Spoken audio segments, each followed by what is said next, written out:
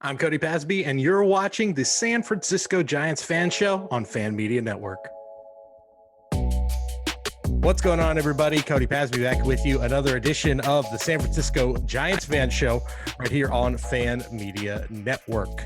Dominant road trip so far for the San Francisco Giants. If you're watching this on release day, got a game in Milwaukee. One game set that we're making stuff up, but hey, it's been a good road trip nonetheless. And here to talk about that and much more, Eric Nathanson. You can hear him on TortureCast, one of the go-to Giants podcasts around. Eric, thanks so much for joining me, man. No problem. Thanks for having me, Cody. I always love talking Giants baseball. Yeah, and it's a good time to talk about it. Despite kind of a hiccup in the middle of the week, losing 3 out of 4 to the Mets, I think all in all, right now, a sweep in Cleveland, now a sweep in Washington, where I think the Giants probably looked as dominant as they have all season long. How you feeling after now two sweeps and again that Met series? Where are the Giants at with you? Where's the confidence level going into really? I mean, there's a one gamer in Milwaukee, but where's the confidence level as we head into the next homestand here with this Giants team? It's riding pretty high. Confidence level heading in just about every game, every series in general is riding pretty high with the Giants right now. I virtually expect them to win every day when they go out there and take the field. It's just the feeling that you get right now because they're reproducing the same formula that worked for them last year so far. And if you look at the 4-game series in New York, that first day with the doubleheader, the first game could have gone either way. So, yeah, they lost 3 out of 4. They basically played the Mets even over a 4-game series and dominated the weaker teams like Cleveland last weekend and Washington this weekend, which is what you want to do. And it's an added bonus that they did it on the road. So it's really good to see them doing those things on the road. So I think they can take the hiccup in Milwaukee tomorrow in stride and come on home. They have an off day Thursday. They're looking ahead to that. And hopefully some of the guys that are missing will be able to be back by then between Wade in the minors and Yaz getting off the COVID list. Yeah, exactly. That's that's been, I think, the thing that gives me the most confidence is that, even coming out of that Cleveland series, yes, on Sunday they did score a lot, but a lot of that was because Cleveland, a lot of errors really kind of gave them a lot of those runs in that final game. And after the Mets series, thinking, man, maybe this lineup needs a little bit of a boost, at least these little juice. And then you see what they did this weekend. Austin Slater, a fantastic weekend. Jock Peterson today looked great. Unfortunate Yaz going on the COVID list because I think he was starting to really swing a hot bat. The lineup right now, I think, without those guys that you mentioned, Wade, LaStella, we haven't seen him this season. The fact that they are starting to produce without those guys there, to me, gives me the most confidence going forward. Yeah, because you look at a big problem has been the depth of left-handed hitting that they have. And by having Duggar go down and then now Yaz going down for a few days, that weakness in a sense, and I put it in quotes because they still have depth at the position, that weakness is showing right now. So like you have to think they're going to probably bring Ramos back up to the big club right now because he's the only outfielder left on the 40-man roster. You don't have to worry about trying to change a roster spot for somebody. So they're going to have to deal with that for a few days. But then, Jock gets inserted in the leadoff role today. Look what he does. The guy goes 4 for 4 3 for 3 with driving and runs just about every time he's at the plate and still gets pinch hit for in the 9th inning because of matchups, because of Gabe Kapler. And it's funny that kind of a move also gives me confidence watching this team because they're not going to vary from the plans they have. And if you've been paying attention to Giants baseball over the last year and a half, 2.5 years, they have a process, they have a plan, they have a way they attack things, and they're going to continue doing it because so far it's proven to be successful. And it just makes for confidence as a ball club going forward because early on, the pitching staff really carried the Giants. And then this past weekend in Washington has showed that the bats are still there. And seeing the left-handed bats like Jock step up, favorite signing so far. I really like Jock in a Giants uniform. He's been phenomenal. One, a lot of fun to watch. You could tell he is thrilled to be part of this organization. just so much fun to watch. He's playing as well as he has, I think, in about maybe 3 years or so, 3-4 years. The last couple of years at the plate, other than that playoff run in Atlanta, have been kind of a struggle for him. So it's great to see him. Whatever he's doing, the Giants. I mean, it's like they've got this magic elixir, the fountain of youth. I don't know what the coaching staff has in San Francisco, but guys come here and they figure something out. They see something in their swing that nobody else was seeing. You kind of alluded to it earlier. I think for me, it's kind of the storyline of the season so far, and it is the Giants style of play and the fact that they never take their foot off the gas, and it's starting to rub a lot of teams the wrong way. We saw it against San Diego. So Bob Melvin barking in the dugout, and Matt Williams. Just that look is going to be like burned into my mind. That look he had going to the other side of the dugout. And then obviously you saw what happened on Friday night in a 6-run game. It should be mentioned. I mean, they get the bases loaded, hit a grand slam. Suddenly that's a close ball game in the bottom of the ninth. So the fact that Alcides Escobar and Victor Robles were jawing off to the Giants, like, hey, it's a 6-run game. A lot can happen. Teams coming back from 6 runs down, it's not likely, but come on, you gotta you've played enough baseball to know that there's still a chance. So I guess is there going to come a point where other teams, I guess, are going to have to respond and say, if you're going to keep doing it this way, then we're going to have to keep playing this way? Because it's kind of surprising to me that more teams haven't responded that way by adjusting their style of play, seeing how the Giants are doing it, saying, well, if they're not going to change things up, then why should we? Is there going to be a day where this comes back to bite them? Do you think teams are going to start adjusting? Where's the end game, I guess, to put it simply, for this Giant style of play? Well, the Padres, in a sense, did respond right away by throwing Will Myers out there in the 9th inning. They said, you want to try to burn more of our pitchers? Fine. We'll just throw Will Myers out there. And honestly, it might have been a blessing. Jock hit a bomb off him, and he hasn't stopped hitting since.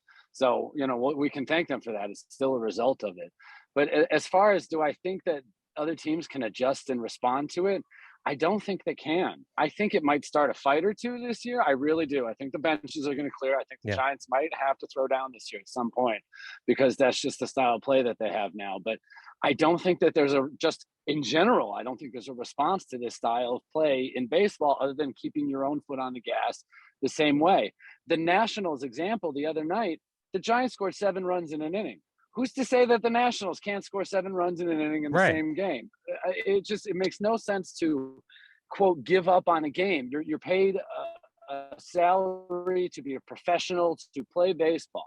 It's one thing if you're on a little league field and you're 12-year-old kids and it's a 18-2 ball game in the 4th inning. You get the slaughter rule then. You get pulling kids. You don't want to get people hurt. But you're a professional baseball player. You also have to negotiate for contracts down the line. And you are going to try to play the best you can at all times. And the one thing that really stuck out with me in all this was Gabe Kapler's comments that, well, if we can force this guy to pitch more pitches and then force the other team to use another reliever in the series, it could help us in the next game in the series. And that to me was just a deeper level of thinking that the Giants are on, that other teams aren't on. So I do think some other teams will respond by doing what the Giants are doing, but I think that's the only real response you can give. I think the Giants, and I've been saying this around lately, the Giants, their thinking level is up to a 10 right now, and no other teams in baseball are where they're at. Yeah. And it's an absolute pleasure. It's so much fun to be a fan of a team doing this kind of stuff right now, because they're thinking of things that I've never thought of, and I've been watching baseball 30 plus years. It's just amazing to me. They are, I think, I put it on Twitter, I think they're the bullies of baseball right now, and nobody else can really keep up with that. It's kind of funny. I think they kind of, the Warriors are playing today, and I think they kind of took a page out of the Warriors playbook of, like, everyone, of course, making fun on Friday night, looking at Juan Soto and Brandon Crawford getting kind of chummy, and everyone's saying, the guy's going to be in orange and black in a couple of years. Just give it some time. So you're getting the recruiting, you're getting teams mad at you, you're blowing them out. I mean, it feels very much like those early years of maybe the Warriors dynasty. So taking a page out of their book. But, I think the interesting thing will be, when the Dodgers are in town, or when they face the Dodgers for the first time, because I think that was Dave Roberts was maybe the first one to kind of get hip to what the Giants are doing. I remember last year where there was a bit of gamesmanship where Kapler held back who the starting pitcher was going to be until about maybe 2 hours before first pitch, something like that. And that definitely rubbed Dave Roberts the wrong way. And it seems like the Giants are now taking things a step further with going hard on the bunting and stealing late, all those things. So that to me is going to be, if there's a series where fists are going to be thrown, that first Dodger series or one of these Dodger Giants series, I think you are going to see maybe even Dave Roberts kind of starting things on the other side. Well, it's fun too because the Dodgers and Giants are doing again what they did last year. They're just keeping pace with each other. They're literally doing the same things. So all these games are important for each other. So the level of thinking of Gabe, like, well, I don't care if we get into a fight because I've burned up 4 of your relievers. Like the Giants, that's where it is. They don't care. They are the bad guys of the league right now. They're totally the black hat coming in the Western town right now, saying this town is mine and this is how we're going to do things. And I think that they show they're going to be around for a while. I think other people and other teams are starting to see that there's staying power. You know, the jokes about Soto and Crawford getting chummy. I mean, a guy like Soto's smart and he would be valued on the Giants, especially with the amount of times he gets on base and the way he works walks. And he could see a long-term future there because he's starting to see that this success is working. And it would be really fun though if the Dodgers and Giants get into it this year. I mean, I don't condone fighting, but I mean, come on, who's not going to enjoy a good little brouhaha? Yeah, especially between those two teams. It just feels like everything right now. It's kind of the perfect storm for those two teams. Let's talk a little bit about some of the guys on the field, or I guess in this case, not on the field. I mean, things have been really good in this road trip. There's been a lot of positives, but they are losing a lot of guys right now. You mentioned Steven Duggar earlier. Anthony DeSclafani maybe doesn't miss a ton of time, but he's going to be out. Yaz obviously on the injured list, and we still haven't seen guys like Wade and Stella. Who of those injuries, I guess, which is the one that feels like the biggest issue? I guess for me, DeSclafani gives me a little pause because the start to the season has been pretty rough. Obviously got roughed up in that last game of the NLDS last year and just has not looked the same. Which of the injuries right now for the Giants do you think is going to have the most impact down the road here? I agree. DeSclafani is a pretty big impact, and you could see it. That if it's this push-up foot that was bothering him, you could just see it. He wasn't comfortable out there. But I actually think the Duggar injury is a bit of a loss right now. I think he was being productive every time he got on the base pass. He was forcing the issue. He had solid defense going in center field and gave the Giants a ton of options. You can hit him down at the order 8th or 9th, and it's like if he gets on base and then the lineup turns over, he's getting knocked in just about every single time. And I think that was a really, really big positive to their offense early on. So I think losing Duggar might feel like a big deal, but with the guys like Wade and hopefully Stella coming back, you hope to offset it. But there's just nobody else that plays the kind of game Duggar does for the Giants. And I think they're going to miss that a little bit because he was part of the reason they've been real heavy on the running game to start the season. And not that they're going to back off of that now, but they've just lost one of the really big weapons for that. So I think that'll hurt a little bit. But losing starting pitching like Disco and Cobb going down too, yeah, that always hurts. Having to juggle the rotation and the bullpen really hurts. I mean, I'm sure that's why Logan Webb started the 7th today, because they just wanted to give the bullpen the biggest rest they can. And Gabe must have been thrilled when they scored a ton of runs in the 9th to give the ball from McGee to Littell, and so we can get those guys rested, because the Giants, they're going to be running out of gas here soon if they have to keep juggling the bullpen. So the Cobb and Disco as a combination is a big one, and then Duggar just long term. I think losing him for a couple months just sucks. I enjoyed watching him play so far. Yeah, I'm in the same boat with Duggar. I've always been rooting for him, and it's a good point because other than Slater, there's really not a ton of speed on the base paths for this team, and that's definitely a big loss. And really, that 9th inning outfield defensive arrangement that I think that Kapler always liked to put out with Duggar, Slater, Yastrzemski. And 2/3 of that right now sitting on the shelf. So that's definitely going to be a blow. You mentioned also the starting pitching. I want to end it with this because obviously a loss with Cobb, but there's, I think the biggest acquisition so far this season. I mean, Peterson's been great, but it feels like Carlos Rodon is the guy who has established himself and made us realize why this guy was an all-star last year, why he was a top prospect with the White Sox. And Logan Webb, great start today. It was great to see him get back and looking a little bit more like himself, but it's super early.